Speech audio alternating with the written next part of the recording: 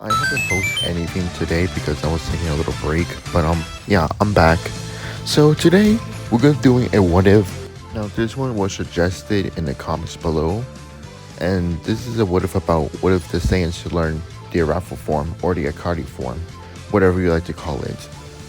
Now when I try to think about this what if, I would say I was thinking by doing this a what if meaning, but it turns out it may add more parts, so if this video gets a lot of likes, how many? I don't know. At least say more than 3. I'll do part 2. For now, let's just begin this what if. So, this what if is gonna be about the Saiyans learning Ikari. Which Saiyans, for the fun of it, we'll say probably like those who are powerful enough to have Ikari form. For example, like Barnock, Vegeta, Nappa, they'll probably be able to use the Akari form if they ever get into a rage form. But how are they able to get the Akari form? Well, let's go back to the year where King Vegeta was a kid. Yeah, we know that this part never shows in canon, but if I want to make this what if happen, I gotta make up stuff here in this part.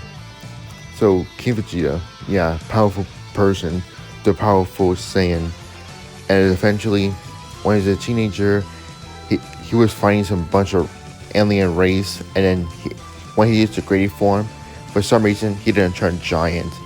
He became a humanoid form, and he became very powerful, but he began to lose control of himself. Eventually, he just discovered this new power.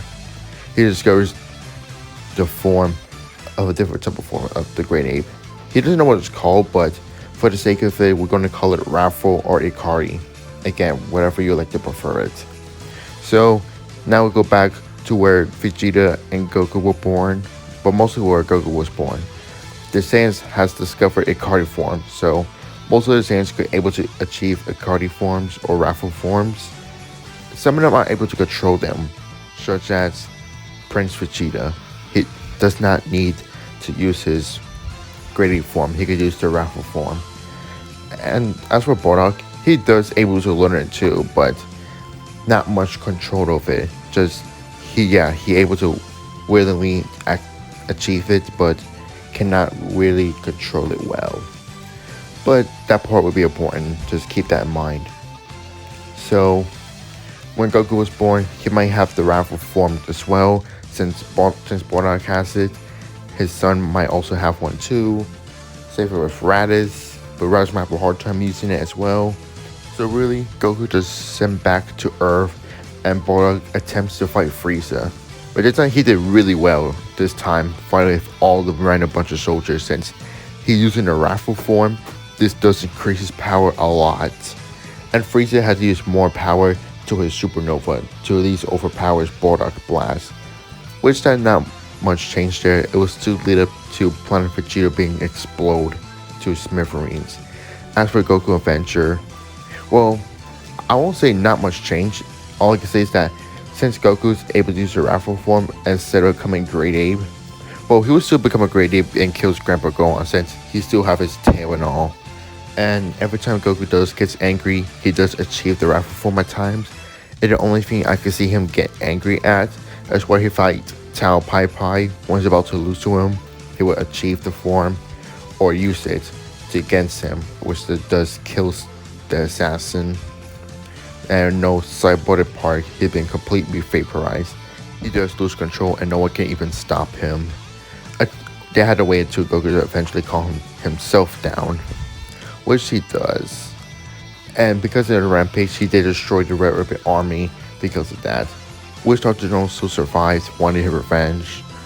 And for the King Piccolo arc, sadly Piccolo won't get his wish to become youth, because if Goku starts losing to King Piccolo when he's old, Goku will get pretty angry. He will achieve the wrathful form again and able to slap King Piccolo. That he still spit out his last egg? Yes, he still would. This is a good thing because some of the Zeros are still alive, but they still gotta use the Dragon Ball to revive everyone, which that still plays out the same. Kami will still train with Goku. Also, they want to focus on Goku's transformation to keep it calmed down. So Goku is able to master his wrathful form and without losing any single control. He had complete control over it, which is good. That way he don't have to cause a rampage on Earth. Now as for the Piccolo Jr. arc, that one goes way easier too, since Goku just used the wrathful form to defeat Piccolo Jr. with ease. But he doesn't need a form. So that probably will play out exactly the same.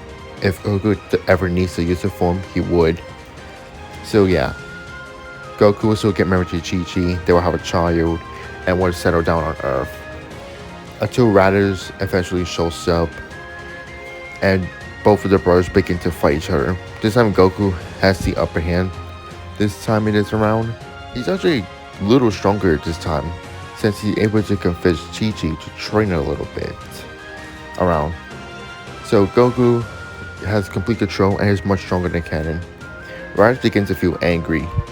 He eventually uses his wrathful form.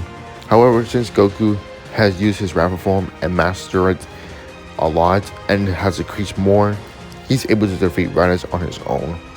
Which Raditz will still say that 2 more Saiyans will arrive on Earth and kill everyone.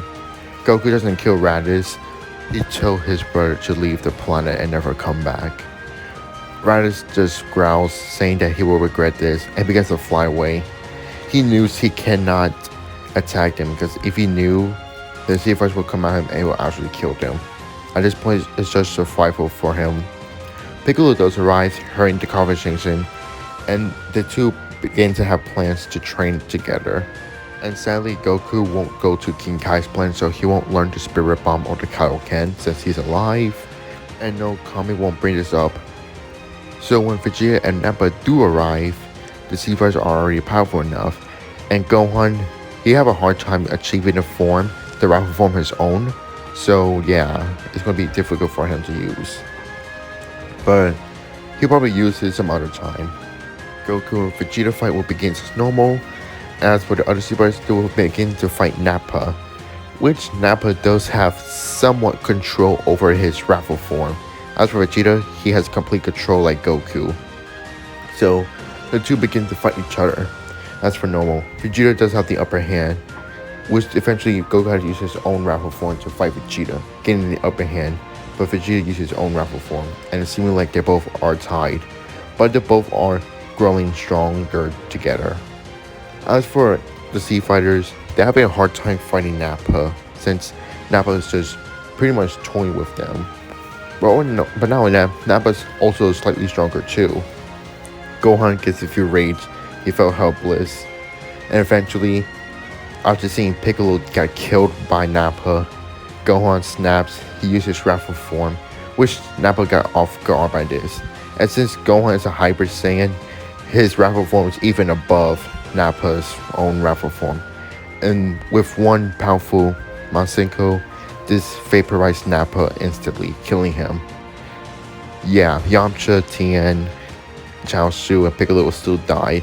As for Krillin and Gohan, they will try to support Vegeta. However, since Gohan is still enraged, he's fly towards Vegeta, and both father-son duo attack the prince. And since their team are working well, they're able to defeat Vegeta. Again, Vegeta doesn't need his graded form, since the wrathful form is more reliable to it. And because of that, Vegeta is broken and stuff. However, Gohan's attack his own father, which Goku's slightly above Gohan, well, not really. So he's able to calm him down. As for Vegeta, he was to escape Earth for normal.